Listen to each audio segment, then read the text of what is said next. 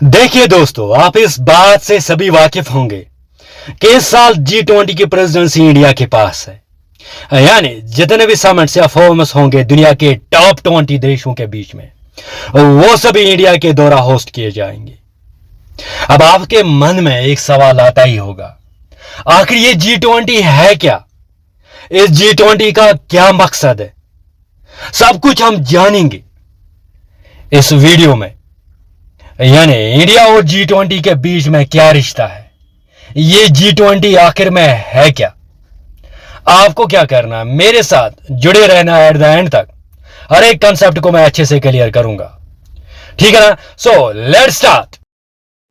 देखिए दोस्तों, अब G20 को हमें अच्छे से समझना है ना। अब G20 को हम तभी समझेंगे अच्छे से जब हम पहले G7 को समझेंगे। यानी हमें पहले G7 को समझना होगा, तभी हम G20 को अच्छे से समझेंगे। अब G7 होता क्या है, पहले हम ये जानेंगे। देखो होता क्या है, अगर हम बात करेंगे ना 1970s की, अगर हम बात करेंगे 1970s की, 1970 की अगर हम बात करते हैं ना, पूरी दुनिया आर्थिक कंडीशंस यानी इकोनॉमिक कंडीशन जो दुनिया की थी ना, वो बहुत ज्यादा खराब थी।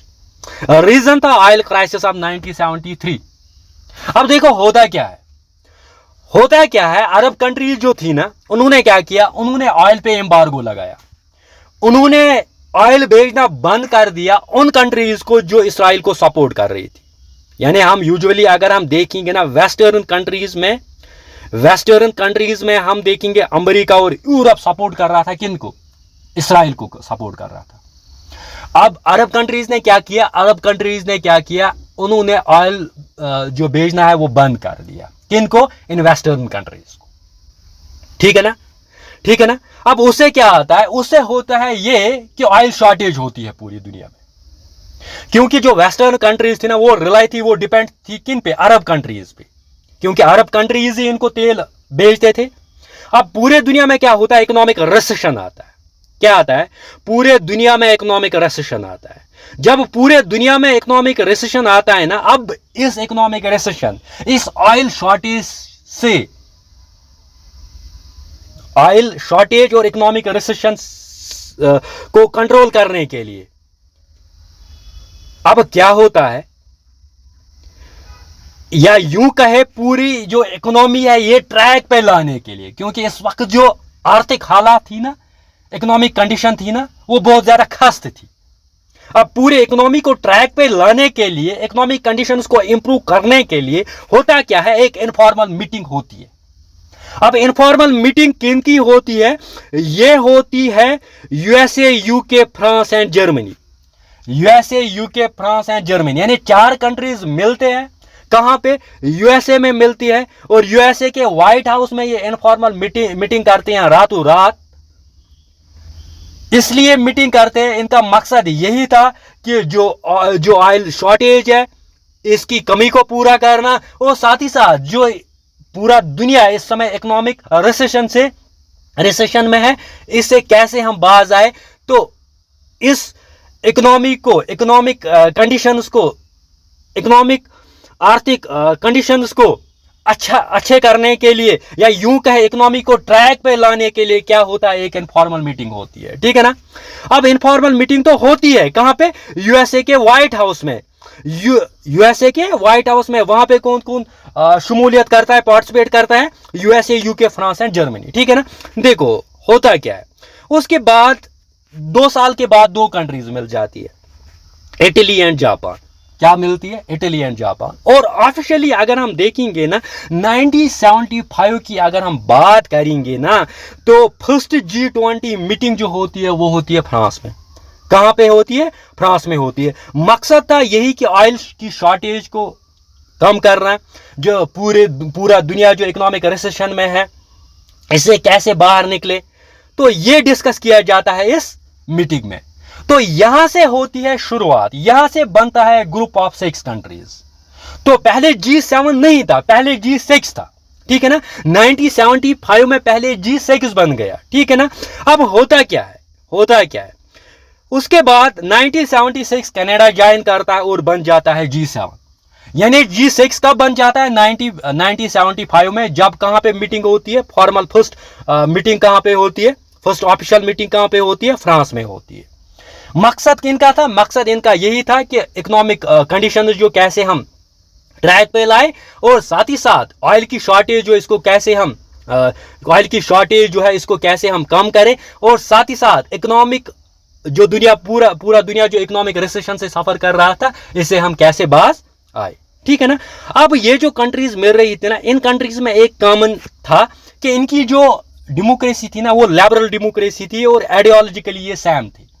ड्यूरिंग कोल्ड वॉर ये वेस्टर्न ब्लॉक, सभी कंट्री जो है वेस्टर्न ब्लॉक से बिलोंग करती थी, वाबस्ता रखती थी। ठीक है ना। अब होता क्या है, होता यह है कि रशिया ज्वाइन करता है। अब पहले ये G6 था, फिर कनाडा ने ज्वाइन किया, 1976 बन गया G7, फिर रशिया ज्वाइन करता है। अब रशिया जब ज्वाइन करता है ना, रशिया 1998 में ज्वाइन करता है। किसको? रशिया में जो है इकोनॉमिक कंडीशंस बहुत ज्यादा खराब थी, तो रशिया ने भी क्या किया, रशिया ने भी ज्वाइन किया। अब रशिया कब करता है ज्वाइन? रशिया करता है ज्वाइन 1998 में। जब रशिया ज्वाइन करता है ना 1998 में, ये जो ग्रुप ऑफ G7 है ना, ये बन जाता है G8। क्या बनता जाता है? G8। यानी कि रशिया के ज्वाइन करने से G8 बन जाता है। पहले ये G6 था, फिर कनाडा ने ज्वाइन किया G7 बन गया, फिर रशिया ने ज्वाइन किया बन गया G8। ठीक है ना। अब होता क्या है, अब होता यह है कि 2014 में रशिया को इससे बाहर निकाला जाता है। किससे? ग्रुप ऑफ G8 से। क्यों? क्योंकि रशिया जो है ये कब्जा करता है, ये इन्वेड करता है किस पे? क्रीमिया पे। क्रीमिया जो है वो एक टेरिटरी है किसकी? यूक्रेन की। अब यूक्रेन का मसला आता है फिर से यहां पे, और रशिया को क्या किया जाता है? सस्पेंड किया जाता है G8 से। अब ये जो G8 जो है ये फिर से बन जाता है G7। ठीक है ना। अब आपने तो G7 समझा, G7 आपने समझा, पहले ये G6 था, फिर G7 बन गया, फिर G8 बन गया, फिर रशिया को 2014 में बाहर निकाला, फिर से ये G7 बन गया। लेकिन यहां तो आपने समझा कि G7 की बुनियाद कैसे आई, G7 की शुरुआत कैसे हुई, और ठीक है ना। अब हम जब समझेंगे G20 को, तो ये था G7, अब हम समझेंगे G20 को। ठीक है ना। देखो दोस्तों, अब हम बात करेंगे G20 की, लेकिन G20 की जब हम बात कर रहे हैं ना, G20 की शुरुआत भी होती है इकोनॉमिक क्राइसिस से। जैसे हमने G7 में पढ़ा कि G7 में इकोनॉमिक G7 की शुरुआत हमने देखा कि ऑयल कंट्रीज से हुई। ऑयल कंट्रीज ने क्या किया? ऑयल कंट्रीज ने तेल बेचना बंद कर दिया वेस्टर्न कंट्रीज को, तो वहां से जो पूरी दुनिया की जो इकोनॉमिक हालात थी वो बहुत ज्यादा खराब थी। तो बिल्कुल G20 की जब हम बात कर रहे हैं ना, G20 की शुरुआत भी इकोनॉमिक क्राइसिस की वजह से हुई, यानी आर्थिक हालात की वजह से हुई। देखो होता क्या है, G20 की शुरुआत कैसे होती है, होता क्या है। देखो अगर हम बात कर रहे हैं ना G20 की शुरुआत, जो मेन रीजन था ना, वो एशियन फाइनेंशियल क्राइसिस ऑफ 1997। यानी 1997 में क्या होता है, एशिया में फाइनेंशियल क्राइसिस आती है। अब ये शुरुआत होती है इंडोनेशिया से। कहां से होती है? इंडोनेशिया से। फिर ये इंडोनेशिया से जब शुरुआत होती है, साउथ कोरिया, थाईलैंड, फिर हमें इसका असर जो देखने को मिलता है जापान में, सिंगापुर में, या हांगकांग की बात करेंगे, मलेशिया की बात करेंगे, लाओस की बात करेंगे, चाइना की बात करेंगे, यानी जितने भी एशियन कंट्रीज है ना, सब में ये असर हमें देखने को मिल रहा है। अब रीजन क्या है? अगर इंडोनेशिया में फाइनेंशियल क्राइसिस आई, अगर इंडोनेशिया में फाइनेंशियल क्राइसिस आई, साउथ कोरिया में इसका इंपैक्ट क्यों देखने को हमें मिला? चाइना में इसका इंपैक्ट हमें क्यों देखने को मिला? रीजन था ग्लोबलाइजेशन। क्योंकि वहां पे देखा गया कि ग्लोबलाइजेशन की वजह से अगर एक कंट्री में प्रॉब्लम आती है ना, तो इसका असर जो है नेबरिंग कंट्री में देखा जाता है, इसका असर जो है पूरे देश में देखा जाता है कि नहीं? तो ठीक है ना। अब जब फाइनेंशियल क्राइसिस आती है एशिया में, या एशियन फाइनेंशियल क्राइसिस 1997, या यूं कहे कि जब फाइनेंशियल क्राइसिस आती है एशिया में 1997 में, तो इसका असर जो है पूरे दुनिया में देखने को मिलता है। अब होता क्या है इन फाइनेंशियल क्राइसिस से? होता क्या है इन फाइनेंशियल क्राइसिस की अगर हम बात करेंगे ना, जो करेंसी है ना वो ड्रास्टिकली फॉल होती है इन एशियन कंट्रीज में। साथ ही साथ अनएम्प्लॉयमेंट लेवल जो होती है वो बहुत ज़्यादा राइज होती है। साथ ही साथ हमें एजुटेशन राइट्स देखने को मिलता है। अगर आप किसी कंट्री में अनएम्प्लॉयमेंट लेवल पीक पे देखोगे ना तो वहाँ के लोग जो है ना वो तो प्रोटेस्ट करेंगे ही करेंगे। बिल्कुल ऐसे हमें देखने को मिल रहा है कहाँ पे, एशियन कंट्रीज में, ठीक है ना। अब होता क्या है, मैन रीजन क्या था, मैन रीजन था फाइनेंशियल इकोनॉमिक क्राइसिस 1997, जो कहां से शुरुआत हुई, जो इंडोनेशिया से शुरुआत हुई। लेकिन इसका असर हमें पूरे वर्ल्ड को में देखने को मिला। Because of what, because of globalization, यानी ग्लोबलाइजेशन से, ठीक है ना। अब होता क्या है, अब साथ ही साथ हमें यहां पे रशिया में भी फाइनेंशियल क्राइसिस 1998 में देखने को मिल रहा है। यानी कि फाइनेंशियल क्राइसिस तो एशिया में हुई, साथ ही साथ रशिया में क्या 98 में हमें फाइनेंशियल क्राइसिस देखने को मिली। अब आपको तो पता है, मैंने G70 के बारे में ऑलरेडी आपको पता है कि G7 जो रशिया था उन्होंने कब ज्वाइन किया, 1998 में। रशिया ने इसीलिए G7 को ज्वाइन किया था 1998 में, because of the financial crisis. अब होता क्या है, अब होता यह है कि अब इस इकोनॉमी को ट्रैक पे लाने के लिए, पूरे दुनिया में इकोनॉमी स्टेबिलिटी लाने के लिए, अब ये जो पूरे दुनिया में एक रिसेशन आया इस फाइनेंशियल क्राइसिस ऑफ 1997 से, इसको स्टॉप करने के लिए देखो होता क्या है, होता क्या है, बिल्कुल 26 सितंबर 1997, 26 सितंबर 1997 में क्या होता है, G20, फिर से मैं बता रहा हूं, G7 की एक मीटिंग होती है। मैंने इसीलिए आपको G7 पहले पढ़ा है G20 से। अब आ गया समझ। अब क्या होता है, G7 की मीटिंग होती है, क्योंकि यहां पे तो G20 था ही नहीं ना।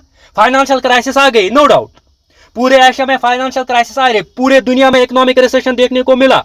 अब इकोनॉमी को स्टेबिलिटी पे लाने के लिए, ठीक है ना, अब क्या होता है 26 सितंबर 1997 में क्या होता है, यही G7, जो G7 ऑलरेडी जो वजूद में था ना, G7 की मीटिंग होती है और वहां पे G20 को एस्टैब्लिश किया जाता है। यानी G20 एस्टैब्लिश किया जाता है during the meeting of G7, वो भी कब, 26 सितंबर 1997। यानी 1997 में G20 जो है वो ऑफिशियली जो है एस्टैब्लिश किया जाता है। G20 जो है ग्रुप ऑफ 20 कंट्रीज जो है, एक G20 जो है ये वजूद में आता है।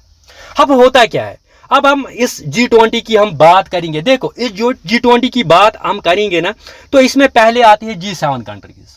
क्या आती है, पहले आते हैं इसमें G7 कंट्रीज। अब कौन कौन सी कंट्री G20 में मिल गई, अब ये क्राइटेरिया हमें यहाँ पे समझना है। यहाँ पे तो हमने समझा कि G20 की जो शुरुआत होती है वो भी सेम एज जैसे G7 इकोनॉमिक क्राइसिस की वजह से हुआ, G20 भी इकोनॉमिक क्राइसिस की वजह से हुआ। अब G20 जब बन जाता है 1997 में, पहले इसमें G7 कंट्रीज तो ऑलरेडी मैंने आपको बताई है। साथ ही साथ इसमें जो biggest countries of the world, यानी उस वक्त जो बिगेस्ट कंट्रीज दुनिया की थी ना, चाहे हम चाइना की बात करेंगे, इंडिया की बात करेंगे ना, ब्राजील की बात करेंगे या रशिया की बात करेंगे, इनको इंक्लूड किया जाता है किसमें, G20 में।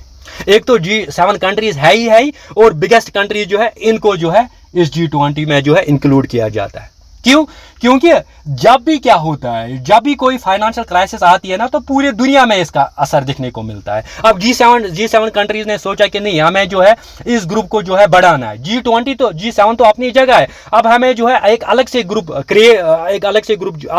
ग्रुप बनाना है, जिससे जो है अगर फ्यूचर में कोई भी फाइनेंशियल क्राइसिस जो है उसको मीट करने के लिए, उससे छुटकारा पाने के लिए हम क्या करेंगे, G20 को जो वजूद में लाएंगे। तो होता भी वही है। अब इसमें तो G7 कंट्रीज आपको देखने को मिलेगी, साथ ही साथ बिगेस्ट कंट्रीज जो वर्ल्ड की थी वहां उस टाइम, चाइना, इंडिया, ब्राजील या साउथ रशिया, इसको इंक्लूड किया जाता है। और रीजनल पावर्स में अगर हम देखेंगे 7 कंटेंट्स की बात अगर हम करेंगे ना, यहाँ पे Indonesia, Brazil, Argentina, Mexico, Australia, Saudi Arabia, तुर्की या यूरोपियन यूनियन जो है, European Union as a whole जो है वो यूरोप को यहाँ पे रिप्रेजेंट करता है। तो यहाँ पे ये जो है G20 जो है ऑफिशियली बन जाता है कब, 26 सितंबर 1997, ठीक है ना। तो यहाँ पे आप किसकी G20 की हम बात कर रहे हैं। देखो आगे जाएंगे, आगे हम अच्छे से समझेंगे। अब ये कंट्री जो आपने समझा कि G20 कैसे वजूद में आया, अब आपको कैसे याद रखेंगे, कैसे हम ये G20 याद, इसके लिए एक ट्रिक मैंने लाई है, वो ट्रिक आप यहाँ पे जान लो कि G20 कंट्रीज को याद रखने के लिए मैंने एक ट्रिक लाई है, क्योंकि कल एग्जाम में ये क्वेश्चन आ सकता है कि वहां पे आपको कंट्रीज याद, वहां पे आपको कंट्रीज देंगे ऑप्शंस में, फिर आपको एक कंट्री जो है बाहर निकालनी होगी जो G20 का पार्ट नहीं होगी। तो इसीलिए मैंने एक ट्रिक लाई है, ट्रिक से आप इजीली आप याद रख सकते हो G20 कंट्रीज, ठीक है ना। अब ये देखो, ये G20 कंट्रीज है, ये G20 कंट्रीज है टोटल। अगर हम बात करेंगे इसमें 90 कंट्रीज है और यूरोपियन यूनियन है। और रिसेंटली क्या हुआ, रिसेंटली अफ्रीकन यूनियन को भी इसमें ऐड किया गया है, लेकिन वो हम बाद में पढ़ेंगे अच्छे से इसी टॉपिक में। अब देखो यहाँ पे, अब ट्रिक की बात करेंगे। अब ट्रिक की जब हम बात करते हैं ना, तो ट्रिक मैंने क्या है यहाँ पे, आप सिंपली गुरुजी सीता अब SSC FCI में काम करती है, ये आप याद रखो। गुरुजी सीता अब SSC FCI में काम करती है, ये ट्रिक है। इन 20 कंट्रीज को याद रखने के लिए ये ट्रिक है, क्या, गुरुजी सीता अब SSC FCI में काम करती है। देखो अब यहां पे गुरुजी, पहले हम गुरु देखो, जी की बात करते हैं तो जर्मनी आएगी, यू की बात करेंगे तो USA आएगा, आर की बात करेंगे तो रशिया आएगा, और यू की बात करेंगे तो UK आएगा। तो यहां पे गुरु गुरु गुरु ये होता है ना, गुरु जर्मनी USA रशिया UK, ये गुरु। जी में हमने लिया है जापान और इंडिया, यानी गुरु जी, ठीक है ना। आगे जाएंगे गुरु जी, अब यहां पे सऊदी अरबिया की बात हम करेंगे। अब गुरुजी सीता अब सऊदी अरबिया, इंडोनेशिया, तुर्की एंड ऑस्ट्रेलिया, ठीक है ना। गुरुजी सीता अब अर्जेंटीना एंड ब्राजील अब में आएगा, ठीक है ना। गुरुजी सीता अब SSC south Korea, south Africa, Canada, ठीक है ना। गुरुजी सीता अब SSC FCI में हमने फ्रांस, चाइना और इटली को रखा है। मैं में हमने रखा है मैक्सिको और यूरोपियन यूनियन को, यानी गुरुजी सीता अब SSC FCI में काम करती है। तो ये एक ट्रिक है, इस ट्रिक के जरिए आप जो भी G20 कंट्रीज हैं इनको आप अच्छे से याद रखोगी। क्या है, गुरुजी सीता अब SSC FCI में काम करती है। अब काम करती है ये आपको याद नहीं रखना है, ये आपको इसलिए याद रखना है कि इस सेंटेंस को पूरा समझने के लिए। कहां तक है ये, गुरुजी सीता अब SSC FCI में, वहां तक ये G20 कंट्रीज आती है, फिर काम करती है, ये आपको एक्स्ट्रा याद रखना है। सिंपली गुरुजी सीता अब SSC FCI में काम करती है, तो इससे आप जो है G20 कंट्रीज को याद रख सकते हो, ठीक है ना। यहां तक तो आपने समझा कि G20 की बेस कैसे हुई, G20 वजूद में कैसे आई गई, और G20 में कौन कौन सी कंट्री अब अभी है, ठीक है ना। आगे जाएंगे, आगे और G20 को होता क्या है, होता ये है कि 2008 तक, अगर हम 2008 की बात करेंगे ना, 2008 में फाइनेंशियल क्राइसिस फिर से आती है। जब 2008 में फाइनेंशियल क्राइसिस फिर से आती है ना, मुझे एक चीज़ बताए, G20 का मकसद क्या है, G20 की एम क्या है, G20 का पर्पस क्या है। G20 इसीलिए वजूद में आया, मकसद था पूरे दुनिया में फाइनेंशियल स्टेबिलिटी को कायम करना, मकसद था पूरे दुनिया में फाइनेंशियल स्टेबिलिटी को कायम करना, यानी फाइनेंशियल क्राइसिस जो है, फाइनेंशियल क्राइसिस को ख़त्म करना, ये मकसद है G20 का। लेकिन क्या होता है, 2008 में फिर से फाइनेंशियल क्राइसिस आती है। अब जब 2008 में फिर से फाइनेंशियल क्राइसिस आती है ना, तो सारे कंट्रीज़ जुल के क्या करती है, ये रियलाइज़ करती है, सारी कंट्रीज़ एक चीज़ रियलाइज़ करती है कि अब से ना सिर्फ हमारे फाइनेंस मिनिस्टर्स बल्कि हमारे प्रेसिडेंट्स एंड प्राइम मिनिस्टर्स भी मिलेंगे, किन में, G20 समिट्स में। तो होता क्या है, होता ये है कि पहली official summit of G20 leaders की होती है, और वो होती है अमेरिका में, कब, 2008 में। अब क्वेश्चन आ सकता है कि पहली ऑफिशियल समिट G20 की कब हुई है, तो वो हुई है 2008 में, और वो होती है अमेरिका में। अब जब ये ऑफिशियल समिट होती है, तो इस ऑफिशियल समिट में किस पे फोकस किया जाता है, इसमें कहा जाता है कि जो कंट्रीज़ के बीच में जो ट्रेड बैरियर्स है ना, वो हम ख़त्म करेंगे, वो हम कम करेंगे। साथ ही साथ स्पेंडिंग हम ज़्यादा करेंगे, हम ज़्यादा से ज़्यादा इन्वेस्टमेंट करेंगे, ज़्यादा से ज़्यादा स्पेंडिंग करेंगे। और साथ ही साथ ये कहा जाता है कि हम जो है $4 ट्रिलियन जो है वो खर्च करेंगे ताकि सबकी इकॉनमी को रिवाइव किया जाए, सारी कंट्रीज़ की इकॉनमी को रिवाइव किया जाए। ठीक है ना। अब होता क्या है, 2008 में तो ये फर्स्ट ऑफिशियल समिट हुई यूएसए में। अब 2008 के बाद हर साल जो है समिट जो है होगी, हर साल। अब इससे पहले तो हर साल समिट नहीं होती थी, अब 2008 के बाद हर साल जो है समिट होती है। ठीक है ना। अब देखो, अगर हम G20 की बात करेंगे, G20 की अगर हम बात करेंगे ना, टोटल में G20 के सारे देश, टोटल में G20 के सारे देश मिलकर ग्लोबल जीडीपी में 85% कंट्रीब्यूट करते हैं। यानी अगर हम टोटल G20 कंट्रीज़ की बात करेंगे ना, ये 85% कंट्रीब्यूट करते हैं किस में, ग्लोबल जीडीपी में। ठीक। और साथ ही साथ ये जो है G20 कंट्रीज़ जो है 75 से ज़्यादा ग्लोबल ट्रेड, अगर ग्लोबल ट्रेड की हम बात करेंगे ना तो वो इन देशों में होता है। ठीक है ना।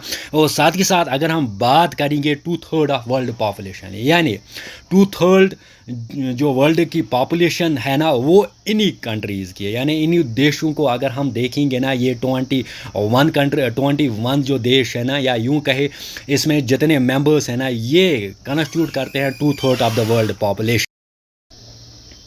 देखिए दोस्तों, G20 मीटिंग में जो एजेंडा रखा जाता है ना और जो काम हो रहा है ना, इसको अच्छे से चलाने के लिए ट्राइका सिस्टम का इस्तेमाल किया जाता है। अब ये ट्राइका सिस्टम बेसिकली है क्या, ये हम यहाँ पे जानेंगे। देखो, ट्राइका सिस्टम में होता क्या है। ट्राइका सिस्टम तो रिसेंटली न्यूज़ में था। मैं क्या कह रहा हूँ कि G20 मीटिंग में एक एजेंडा रखा जाता है। ठीक है ना। और जो काम G20 में होता है ना, यानी मीटिंग के दौरान जो G20 में जो होता है ना, इसको अच्छे से चलाने के लिए क्या होता है, एक ट्राइका सिस्टम का इस्तेमाल किया जाता है। अब ये ट्राइका सिस्टम है क्या, ये हम समझेंगे। देखो, ट्राइका सिस्टम आपको पता होगा कि G20 का कोई परमानेंट सेक्रेटरी नहीं है। जैसे यूएनओ की बात करेंगे तो वहाँ पे परमानेंट सेक्रेटरी है, लेकिन यहाँ पे G20 में कोई परमानेंट सेक्रेटरी नहीं है, इसीलिए ट्राइका का इस्तेमाल किया जाता है। हर एक मेंबर जो होती है, मेंबर कंट्री जो होती है, हर एक के पास प्रेसिडेंसी होती है, और प्रेसिडेंसी ईयर आफ्टर ईयर जो होती है वो चेंज होती है। और ट्राइका सिस्टम में क्या होता है ये जान लेते हैं। ट्राइका सिस्टम में 3 कंट्रीज़ होती है। एक तो होती है करंट, और दूसरी होती है प्रीवियस, और तीसरी होती है इनकमिंग प्रेसिडेंसी। यानी अगर हम बात करेंगे यहाँ पे देख करंट, अगर करंट की बात करेंगे तो यहाँ पे इंडिया है। अगर हम प्रीवियस की बात करेंगे तो इंडोनेशिया 2022 में इंडोनेशिया के पास प्रेसिडेंसी थी। अब 2024 में किसके पास है, ब्राज़ील के पास है। यानी ट्राइका सिस्टम ये वो सिस्टम है। अब G20 को अच्छे से चलाने के लिए G20 में जो एजेंट्स रखा जाता है ना, उसको अच्छे से इस्तेमाल करने के लिए जो है ट्राइका का इस्तेमाल किया जाता है। ठीक है ना। अब ये रहा ट्राइका सिस्टम। आगे जाएंगे, आगे इंडिया एंड G20 के बारे में समझेंगे अच्छे से। देखो, अब रिसेंटली हमने देखा कि G20 की 18th समिट कहाँ पे, G20 की 18th समिट हुई इंडिया में। ठीक है ना। अब यह हो रही है अभी इंडिया में जो 18th समिट जो G20 की वो कहाँ पे हो रही है, इंडिया में हो रही है। अब अगर हम देखेंगे, मैंने अभी आपको बोला कि 2008 के बाद क्या हुआ। 2008 के बाद जो हुआ है वो ये चीज़ हुई है कि G20 की समिट हर साल होगी। ठीक है ना। अब 2008 में तो यूएसए में हुआ है, 2009 में भी यूएसए में हुआ। यानी यूएसए एक ही कंट्री है जहाँ पे 2 बार जो है G20 की समिट हुई है। वो कब, 2008 और 2009 में, यानी 2 बार यूएसए में हुई है। अब अगर हम बात करेंगे 2014 में ब्राज़ील में होगी। ठीक है। 2024 में कहाँ पे होगी, ब्राज़ील में होगी। और 2025 में कहाँ पे होगी, 2025 में साउथ अफ्रीका में होगी। यहाँ पे एक चीज़ बोली, अगर इस साल इंडिया के पास प्रेसिडेंसी नहीं होती तो ओबियसली 2024 या 2025 में होती, क्योंकि सिर्फ 2 कंट्रीज़ अभी बचे हैं जिनके पास अभी प्रेसिडेंसी नहीं है, या जिनके पास जहाँ पे अभी समिट नहीं हुई है, वो है ब्राज़ील एंड साउथ अफ्रीका। तो इसी सिलसिले में 2024 में ब्राज़ील में G20 की समिट होगी, और 2025 में कहाँ पे होगी, साउथ अफ्रीका में 2025 में G20 की समिट होगी। ठीक है ना। अब देखो, अब होता क्या है, जब ये G20 की समिट होती है ना, तो यहाँ पे क्या होता है, यहाँ पे गेस्ट कंट्रीज होती है। क्या होती है? Guest countries. गेस्ट कंट्रीज तो पता ही। और साथ ही साथ क्या होता है, मतलब यहाँ पे इनवाइट किया जाता है। अब जिसके पास ये प्रेसिडेंसी होगी ना, वो इनवाइट कर सकता। तो इसी सिलसिले में इंडिया ने किसको इनवाइट किया? इंडिया ने यहाँ पे अगर हम देखेंगे ऑलमोस्ट 9 कंट्रीज़ को यहाँ पे इंडिया ने इनवाइट किया है। अब यहाँ पे आप बांग्लादेश को देखिए, इजिप्ट को देखिए, मॉरिशस को देखिए, नीदरलैंड की अगर हम बात करेंगे, नाइजीरिया की अगर हम बात करेंगे, Oman, Singapore, Spain and UAE, ये जो है ये जो कंट्रीज़ है, इनको इंडिया ने इनवाइट किया है। कब?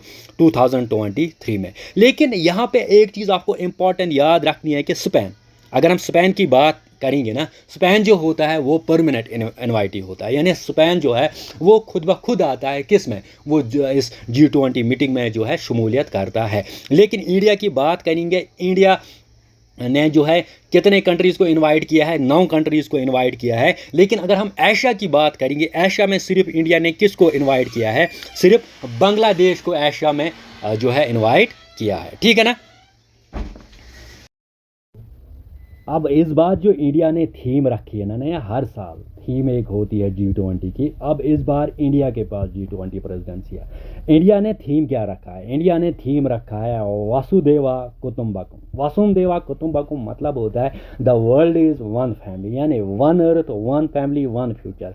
ये है इंडिया का थीम, या यूं कहे ये है G20 प्रेसिडेंसी का इस बार का थीम जो इंडिया ने सेट किया। वो साथ ही साथ इम्पोर्टेंस किसको दी है? इम्पोर्टेंस इंडिया ने ग्रीन डेवलपमेंट को दी है। कैसे ज़्यादा से ज़्यादा सस्टेनेबल डेवलपमेंट जो प्रमोट हो, और डिजिटल पब्लिक फाइनेंशियल इंफ्रास्ट्रक्चर ज़्यादा से ज़्यादा बढ़े, और साथ ही साथ वुमेन जो है उनकी डेवलपमेंट, वुमेन डेवलपमेंट के लिए ज़्यादा से ज़्यादा इनिशिएटिव लिए जाए। तो ये इन चीज़ों को ज़्यादा से ज़्यादा जो है इम्पोर्टेंस दी गई इस साल, यानी इस साल की G20 प्रेसिडेंसी में। अगर हम बात करेंगे G20, आपने देखा होगा कि G20 की समिट आपने देखा होगा गोवा में, G20 की समिट आपने देखा होगा कि कश्मीर में हुई थी, है ना, हुई थी ना, टूरिज्म वर्किंग ग्रुप मीटिंग हुई थी कश्मीर में। अब G20 में बहुत सारी समिट्स होते हैं, लेकिन जो मैन समिट होती है ना, मैन समिट को बोला जाता है समिट ऑफ लीडर्स, यानी जहाँ पे प्रेसिडेंट्स और प्राइम मिनिस्टर्स मिल जाते हैं। जो पूरे दुनिया के या G20 कंट्रीज़ के प्रेसिडेंट्स और प्राइम मिनिस्टर्स जहाँ पे मिलते हैं ना, वो समिट होती है, उस समिट को बोला जाता है समिट ऑफ लीडर्स। अब ये जो समिट ऑफ लीडर्स हुई ना, ये हुई है 9th and 10th सितंबर को। कहाँ पे? न्यू दिल्ली में। कहाँ पे हुई है? न्यू दिल्ली में हुई है। ठीक है ना? अब इस अगर हम बात करेंगे, और भी समिट्स होती है। अब समिट्स कैसे होती है? समिट्स बेसिकली एक सिस्टम है G20 में, इसको बोला जाता है ट्रैक्स। अब ट्रैक्स के ज़रिए जो है ये समिट्स जो होती है। देखो क्या होता है, पहले हम बात करेंगे फाइनेंशियल ट्रैक की। फाइनेंशियल ट्रैक जो होता है, यहाँ पे फाइनेंस मिनिस्टर्स मिलते हैं और गवर्नर्स, यानी जो भी गवर्नर्स होते हैं ना सेंट्रल बैंक्स के, वो मिलते हैं किस में? फाइनेंशियल ट्रैक में। फिर होती है एक शेरपा मीटिंग। अब शेरपा मीटिंग जो होती है ना, ये होती है पहली, यानी जो समिट ऑफ लीडर्स होती है ना, या मैन जो मीटिंग हुई है ना, या मैन समिट हुई ना, जो कब हुई है? 9th and 10th सितंबर को। कहाँ पे? दिल्ली के प्रगति मैदान में। तो इससे पहले एक मीटिंग हुई शेरपा मीटिंग। शेरपा मीटिंग जो हुई है वो हुई है 3rd to 6th सितंबर। अब इस शेरपा मीटिंग में क्या होता है? शेरपा बेसिकली एक ट्राइब है, कहाँ की? नेपाल की, नमोदिक ट्राइब है नेपाल की। लेकिन यहाँ पे हम क्या कहेंगे, ये जो शेरपा मीटिंग है ना, शेरपा बेसिकली होता है एक पर्सनल रिप्रेजेंटेटिव, यानी ये होती है वॉइस ऑफ द कंट्री। हर एक कंट्री का, हर एक G20 कंट्रीज़ का अपना एक पर्सनल रिप्रेजेंटेटिव होता है, जो अपनी बात जो है आगे हर व्यू पॉइंट ऑफ कंट्री जो है रखता है। तो वैसे ही शेरपा मीटिंग हुई कब? 3rd to 6th सितंबर। और इंडिया के शेरपा कौन है? अमिताभ कांत। अमिताभ कांत जो है, जो नीति आयोग के ऑलरेडी आपने देखा है कि सीओए थे, तो वो थे इस बार शेरपा किसके? यानी शेरपा अगर हम इंडिया की बात करेंगे तो वो है अमिताभ कांत। ठीक है ना? अब साथ ही साथ बहुत सारे एंगेजमेंट ग्रुप्स होते हैं, यानी आपने देखा होगा यहाँ पे B20, यानी बिजनेस के रिगार्डिंग जो होता है B20। साथ ही साथ C20 होता है सिविल सोसाइटी के रिगार्डिंग, W20 वुमेन के रिगार्डिंग, Y20 यूथ के रिगार्डिंग T20। अब ये T20 वो T20 वाला नहीं, ये है थिंक टैंक 20। अब क्या होता है, अब ये एंगेजमेंट ग्रुप्स होते हैं, इनमें बहुत सारी मीटिंग्स होती है। आपने देखा होगा कि जम्मू एंड कश्मीर में भी third working tourism group meeting जो हुई थी, वो भी इस एंगेजमेंट ग्रुप के अंदर ही आता है, ठीक है ना। अब ऐसे ऐसे जो है पूरा सिस्टम जो है चलता है, ठीक है ना। अब हम आगे जाएंगे, आगे और चीज़ों को समझेंगे। अब हम समझेंगे, देखिए दोस्तों, अब हम बात करेंगे आउटकम्स ऑफ G20 की। जब हम बात करते हैं ना आउटकम्स ऑफ G20 की, तो सबसे बड़ी जो अचीवमेंट इंडिया की रही है वो रही है ये कि अफ्रीकन यूनियन को, जी हाँ अफ्रीकन यूनियन को, जिसमें ऑलमोस्ट 55 कंट्रीज है, इसको इंक्लूड किया गया as a permanent member of G20। यानी जो G20 पहले G20 था, अब G20 नहीं बल्कि G21 बन गया। यानी ये किसकी वजह से बन गया, ये इंडिया की वजह से बन गया। इंडिया में जो रिसेंटली समिट हुई थी, तो वहां पे अफ्रीकन यूनियन को जो है परमानेंट मेंबर बनाया गया G20 का, ठीक है ना। अब प्राइम मिनिस्टर मोदी, ये किसने किया, ये किया प्राइम मिनिस्टर मोदी ने। उन्होंने क्या किया, उन्होंने अफ्रीकन यूनियन को जो है परमानेंट मेंबर बनाया G20 का। अब किसके अंदर एक एजेंडा जो था 2023 का, वो था voice of a global south. अब voice of a global south की अगर हम बात करेंगे तो वहां पे हमारा अफ्रीका आता है। तो उनकी बात सुनी जाए, उनकी बात सुनी जाए, तो इसीलिए जो है अफ्रीकन यूनियन को जो है ऐड किया गया किसमें, G20 में। अब ये इंपॉर्टेंट क्यों है, G20 को अफ्रीकन यूनियन को क्यों इसमें इंक्लूड किया गया, कहीं ना कहीं माना जाता है कि to counter the China, China को काउंटर करने के लिए अफ्रीकन यूनियन को जो है इसमें ऐड किया गया, इसमें जो है अफ्रीकन यूनियन को जो है परमानेंट मेंबर बनाया गया। क्योंकि अगर हम देखेंगे चाइना जो है, चाइना बहुत ज़्यादा लोन प्रोवाइड कर रहा था, लोन दे रहा था किनको, अफ्रीकन कंट्रीज को, और उनको अपने अंडर जो है कंट्रोल कर रहा था। अब यहाँ पे प्राइम मिनिस्टर नरेंद्र मोदी और बाकी जो G20 कंट्रीज है, उन्होंने क्या किया, उन्होंने चाइना को काउंटर करने के लिए यहाँ पे क्या किया, यहाँ पे जो है अफ्रीकन यूनियन को जो है मेंबर ऑफ G20 जो है डिक्लेयर किया, ठीक है ना। ये पहला आउटकम रहा G20 मीटिंग का जो रिसेंटली हेल्ड हुई कहाँ पे, इंडिया में, ठीक है ना। अब आगे जाएंगे, आगे और आउटकम्स देखेंगे। तो सबसे बड़ा आउटकम अगर हम यहाँ पे बात करेंगे ना, वो है India middle east Europe economic corridor, ठीक है ना। अब रिसेंटली क्या हुआ, एक MOU साइन हुआ, किनके बीच में, USA, India, Saudi Arabia, UAE, France, Germany, Italy या यूरोपियन यूनियन के बीच में एक एग्रीमेंट जो है साइन किया गया। अब ये साइन जो ये एग्रीमेंट हुआ, ये किस पे हुआ, ये हुआ बेसिकली एक इकोनॉमिक कॉरिडोर जो है बनाया जाएगा। अब ये जो इकोनॉमिक कॉरिडोर है, ये देखिए, ये है इकोनॉमिक कॉरिडोर, ये बनाया जाएगा इंडिया से लेके कहाँ तक, फ्रांस तक। अब देखो, यहाँ से इंडिया की अगर हम बात करेंगे ना, इंडिया से यूएई तक ये जो कॉरिडोर बनाया जाएगा, यहाँ पे थ्रू शिपिंग होगा। फिर हम यूएई से इसराइल तक अगर देखेंगे ना, फिर रेलवे ट्रैक्स लगाए जाएंगे। फिर हम इसराइल से अगर हम बात करेंगे ना कहाँ तक, इटली की अगर हम बात करेंगे वहाँ तक, फिर से शिपिंग के थ्रू जो ये है इकोनॉमिक कॉरिडोर जो है बनाया जाएगा। अब यहाँ पे एक बात है, यहाँ पे अगर आप देखोगे ना, यहाँ पे ऑलमोस्ट 8 कंट्रीज जो है, इनके थ्रू ये इकोनॉमिक कॉरिडोर जो है वो बनाया जाएगा। मकसद क्या है, मकसद क्या है, पहले पहले हम जानेंगे कि यहाँ पे अगर आप एक चीज नोट्स कर रहे हो, यहाँ पे यूएसए है ही नहीं। अब यूएसए इंटरेस्टेड इसमें क्यों है, यूएसए इंटरेस्टेड इसमें क्यों है, यूएसए इसीलिए इसमें इंटरेस्टेड है, यूएसए चाहता है कि मैं चाइना का बैलेट एंड रोड प्रोजेक्ट है ना, उसको काउंटर करने के लिए यूएसए क्या कर रहा है, यूएसए इस प्रोजेक्ट को, यानी जो ये प्रोजेक्ट है India middle east Europe economic corridor जो है, इसमें ज्यादा इंटरेस्टेड है। अब इस प्रोजेक्ट से होगा क्या, इस प्रोजेक्ट से होगा क्या, इस प्रोजेक्ट से सिंपली ये ज्यादा से ज्यादा ट्रेड कर पाएंगे, एक्सपोर्ट कर पाएंगे क्लीन एनर्जी। फॉर एग्जांपल अगर इंडिया की बात करेंगे, इंडिया में सोलर एनर्जी अगर हमें ट्रांसफर करना होगा तो हम थ्रू इसी इकोनॉमिक कॉरिडोर से कर सकते हैं, ठीक है ना। अब इससे जो इनकी कनेक्टिविटी होगी ना, इंटरनेट कनेक्टिविटी, वो भी ईजियर होगी। साथ ही साथ सस्टेनेबल डेवलपमेंट, इकोनॉमिक ग्रोथ को प्रमोट करने के लिए इकोनॉमिक कॉरिडोर जो है बनाया जा रहा है, ठीक है ना।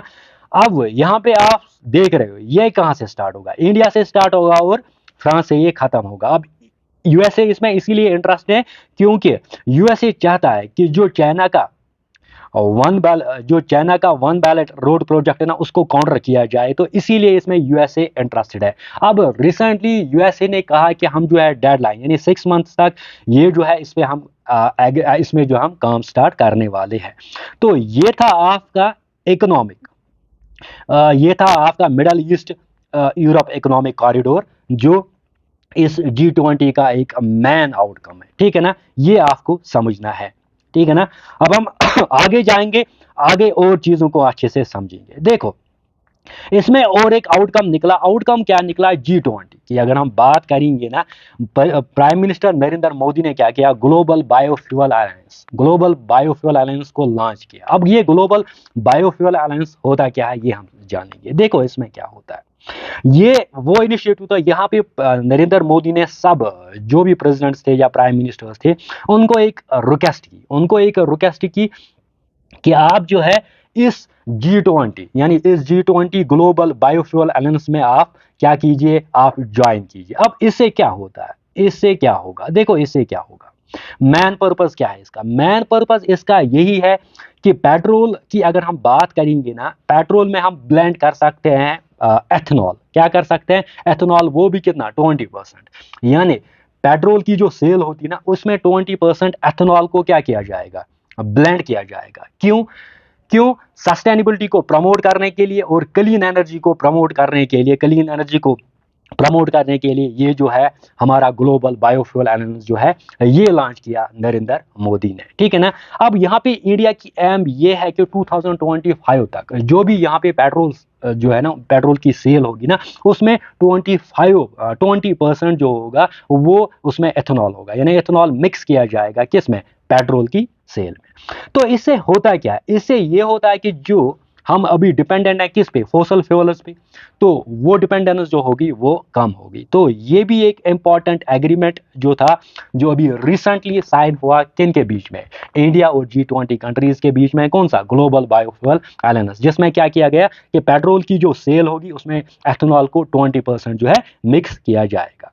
अब आगे जाते हैं, आगे और चीजों को समझ लेते हैं। देखो और एक आउटकम है वो है न्यू दिल्ली डिक्लेरेशन। अब न्यू दिल्ली डिक्लेरेशन जो है ये अडॉप्ट किया गया। अब ये एक ह्यूज अचीवमेंट है इंडिया के लिए। क्यों, देखो होता क्या है, G20 कंट्रीज की एक अपनी फॉरेन पॉलिसी होती है, इनका एक अपना एजेंडा होता है। अब किसी भी इश्यू को लेकर सारी कंट्रीज एग्री कर पाए, ये एक इंपॉर्टेंट चैलेंज होता है हर एक कंट्री के लिए जहां पे G20 मीटिंग जो हेल्ड होती है। अब इंडिया ने ये करके दिखाया, इंडिया ने न्यू डिक्लेरेशन जो है वो करके दिखाया, यानी यहाँ पे सब कंट्री जो है उन्होंने क्या किया, उन्होंने न्यू दिल्ली डिक्लेरेशन को क्या किया, उन्होंने अडॉप्ट किया। यानी इनकी जो जो सारी G20 कंट्रीज है उनका अलग अलग से अपना एक कॉन्सेंसस होता है, एजेंडा होता है, अपनी फॉरेन पॉलिसीज अलग होती है।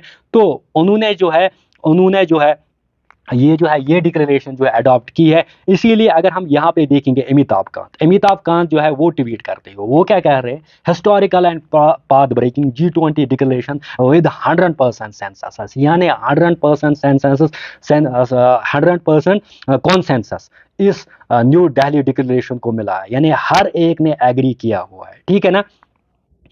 अब इसमें क्या होगा, इसमें यही जो है ऑल द मेंबर्स जो है उन्होंने अप्रूव किया G20 डिक्लेरेशन जो रिसेंटली हेल्ड हुई थी न्यू दिल्ली के जो न्यू दिल्ली में रिसेंटली हेल्ड हुई थी। अब इसमें उन्होंने अडॉप्ट क्या किया। अब यहाँ पे कौन कौन से इश्यूज है, यहाँ पे अगर हम देखेंगे जो रशिया यूक्रेन वार था वो इशू था, क्लाइमेट चेंज, क्लाइमेट क्राइसिस को हम कैसे निपटेंगे, कैसे ये एक चैलेंज है पूरे दुनिया के लिए, तो इसके लिए एक गोल जो है फिक्स किया गया, ठीक है ना। साथ ही साथ अगर हम देखेंगे काउंटर टेररिज्म, ठीक है ना, या strong sustainable growth, accelerate progress of sustainable development growth, या multilateral institutions for 21st century, human development and inclusive growth. अब ये जो थे ये इसमें एजेंडास थे, ये इसमें क्या थे, ये इसमें इशूज थे जिन पे चर्चा हुई थी। अब रिसेंटली क्या हुआ, जितने भी मेंबर G20 के थे उन्होंने ये जो है न्यू दिल्ली डिक्लेरेशन को अडॉप्ट किया हुआ है। ठीक है ना। अब ये था G20। आई होप कि आप इसको अच्छे से अंडरस्टैंड कर पाओगे। Thanks for watching.